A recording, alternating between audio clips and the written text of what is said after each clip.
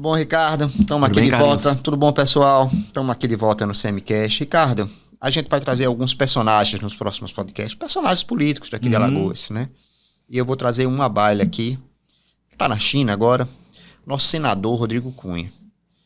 Rodrigo Cunha vem de uma derrota na eleição, uma derrota que, com todas as circunstâncias do processo eleitoral, com as denúncias contra Paulo Dantas, foi uma derrota doída, mesmo que seja uma derrota de pouco. E ele vai disputar uma eleição para o Senado daqui a 4 anos, mesmo com 2 vagas, contra personagens muito fortes. Estou falando de Renan Calheiros, Arthur Lira. E o Rodrigo Cunha tem aquela dificuldade de se impor, de dizer o que acha, de ter um lado, se é que isso importa. Agora mesmo ele está na China, quando o partido dele está fazendo escolhendo o presidente, ele foi para a China para um congresso, enfim. Qual o futuro de Rodrigo Cunha? Olha, Carlinhos, é difícil, né? Porque, na verdade, é difícil até dizer qual o passado do Rodrigo Cunha, né? O passado, eu falo, esses anos iniciais, esses 4 anos como senador, você não sabe. Ele simplesmente submergiu.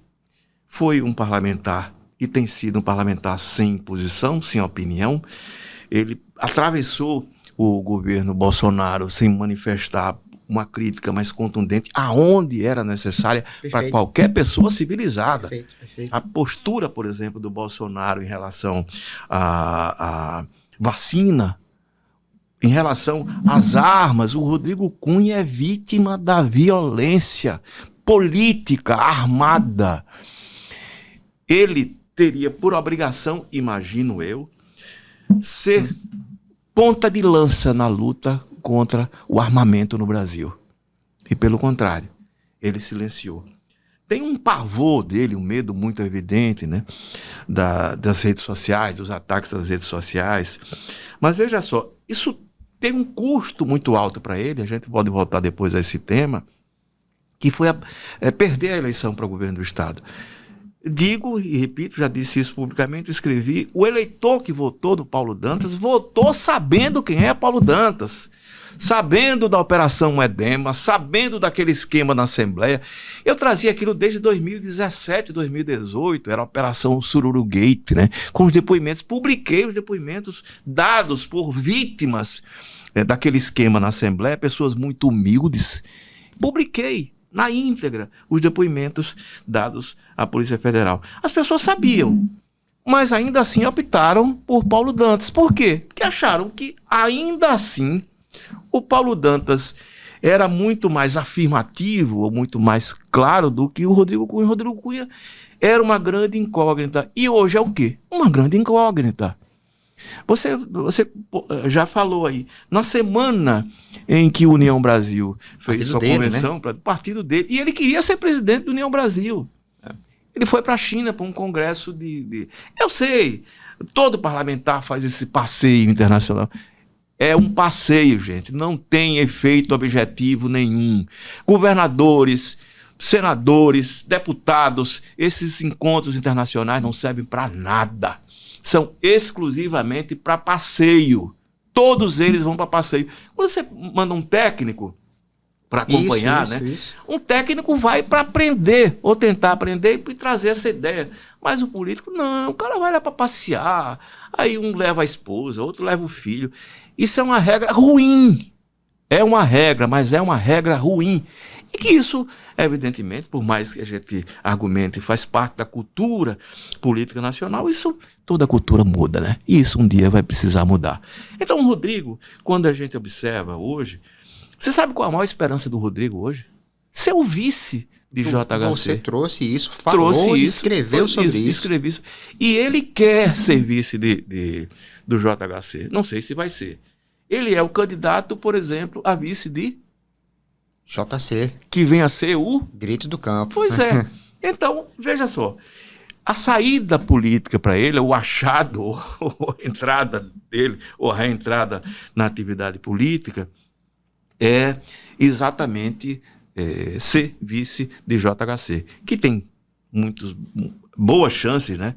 Muitas boas chances de se eleger e, em se elegendo, dar 2 anos de mandato ao seu vice, porque ele seria, em tese, é tudo em tese, a gente está falando de futuro, prefeito e depois candidato ao governo, ao Senado Federal. É impressionante isso, porque Rodrigo Cunha foi eleito para o Senado de uma forma avassaladora. Com o pé nas costas. Como campanha barata, campanha boa, limpa, né? Como uma pessoa que seria o anti-Calheiros, o anti, né?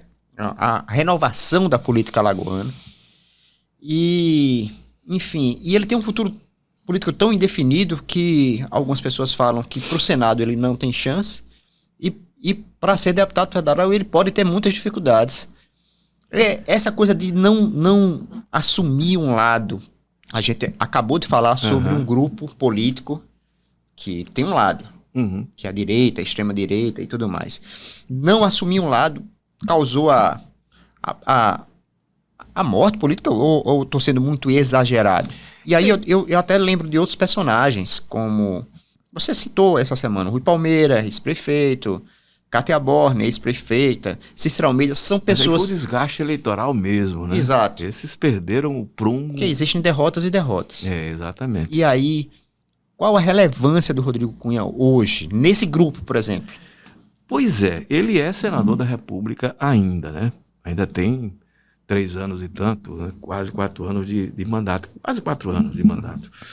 Mas até agora você não sabe quem é o Rodrigo Cunha, senador da República. Até hoje você não sabe. Essa história de ser o cara que vai para uma comissão ou que apresenta um projeto bacana, enfim, isso faz parte da atividade parlamentar. Mas ter lado é fundamental para quem faz política.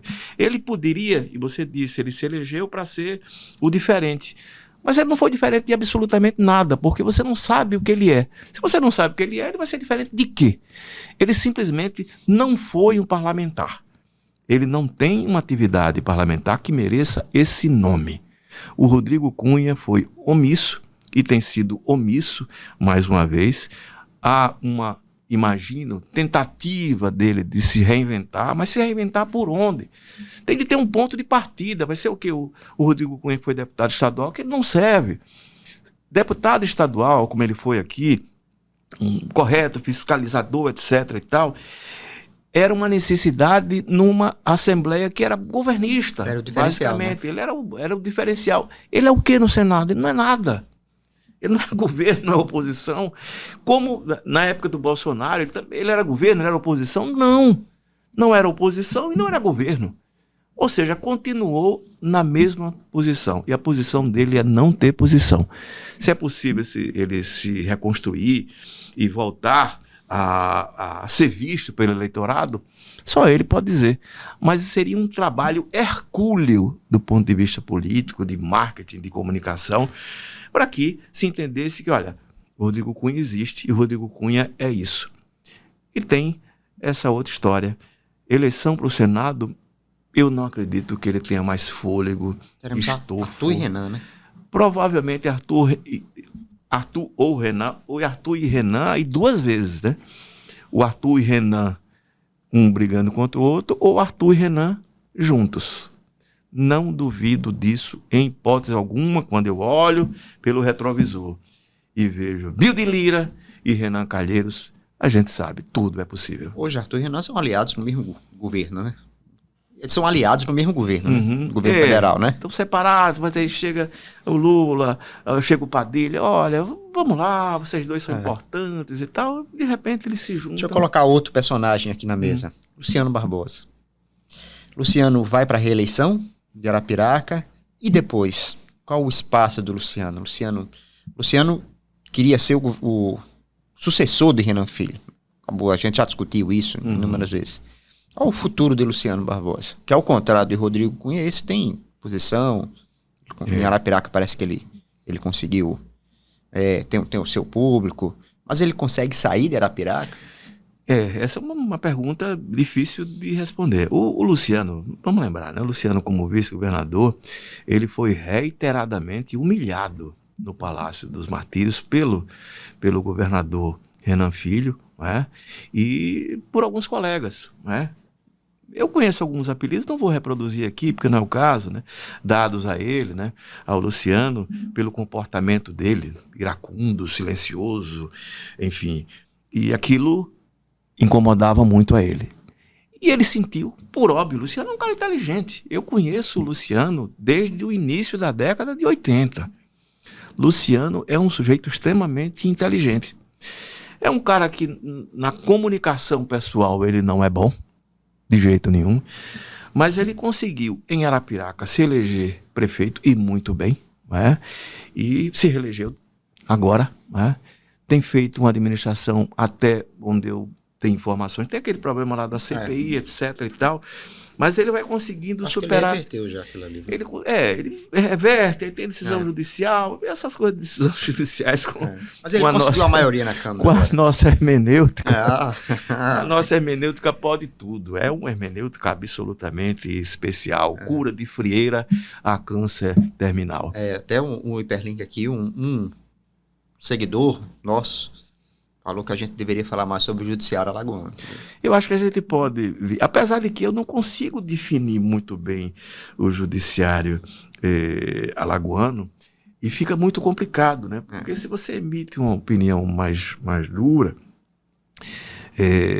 existem muitos riscos de processo. Aí quem vai julgar? Eles que julgam ali, que é muito complicado. Agora, que é especial, você tem 2 decisões recentes, né, envolvendo o mesmo personagem, né, o Marcelo Vitor, que mostram que se houvesse pelo menos o crime de hermenêutica no Brasil, não existe, né, desde que o Rui Barbosa, no final do século XIX, acabou com isso, né, crime de hermenêutica. Hermenêutica é assim, o que eu pensar vale. Às vezes vai de encontro à dureza da lei, a letra fria. Que bobagem, a letra é fria quando quer ser fria, ela é quente quando quer ser quente, é morna quando quer ser morna, e vale assim. A minha interpretação é essa. Acabou. Se você interpreta desse jeito, é o que está valendo.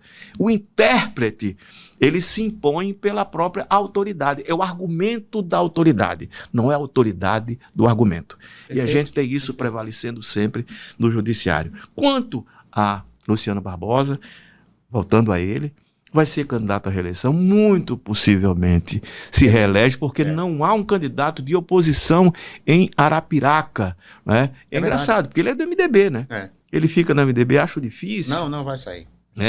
Acho difícil que ele fique no MDB. Ele tem uma ligação hoje com Arthur Lira, mas é outro pragmático. Se precisar ficar e houver uma agregação, né, de todas as forças em torno dele em Arapiraca. Parece que o B tá chamando, viu?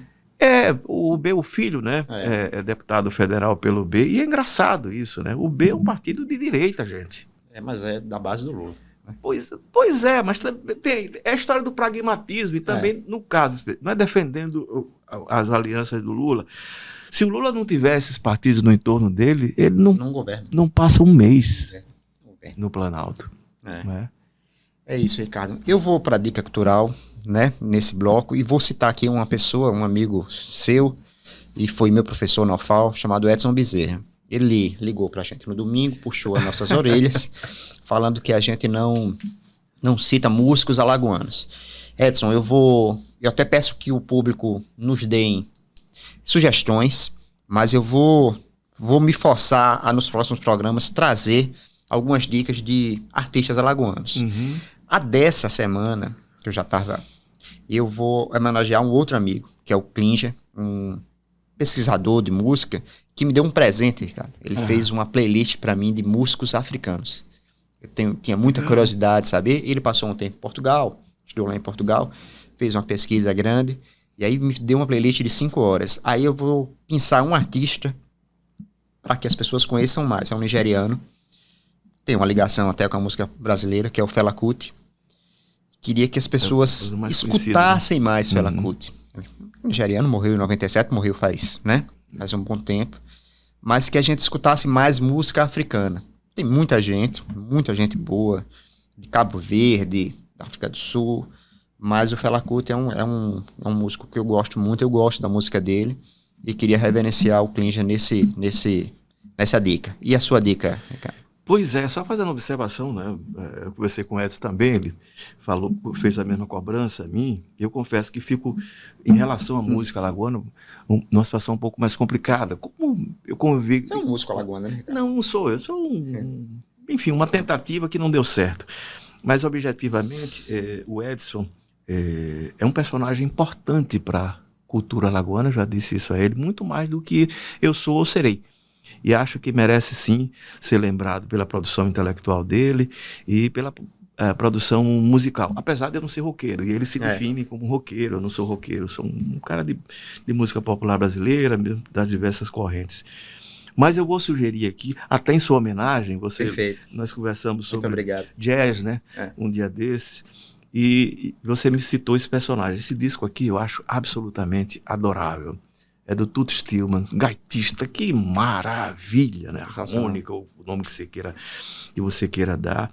Ele grava The Brazil Project com alguns clássicos da música brasileira, inclusive viu, gente? Vou até revelar aqui, o Obi, do Djavan, que eu acho uma das músicas mais bonitas que o Djavan fez. É um samba que só o Djavan faz. É aquele tipo de... Ninguém faz aquele tipo de samba, só o Djavan. É belíssimo. E tem aqui Dori Caymmi, Chico Buarque de Holanda, João Bosco. Nossa, é tanta gente boa. Caetano Veloso, Milton Nascimento. É um personagem que se apaixonou pela música brasileira e quis demonstrar essa paixão. Gravando esse disco, Toots Thiemann, The Brazil Project. Sensacional. Vale a pena. Nossa, como eu gosto de ouvir esse disco. Sensacional. Muito obrigado, Ricardo, mais uma vez. Na semana que vem a gente volta com mais 3 programas. Um abraço. Até a próxima.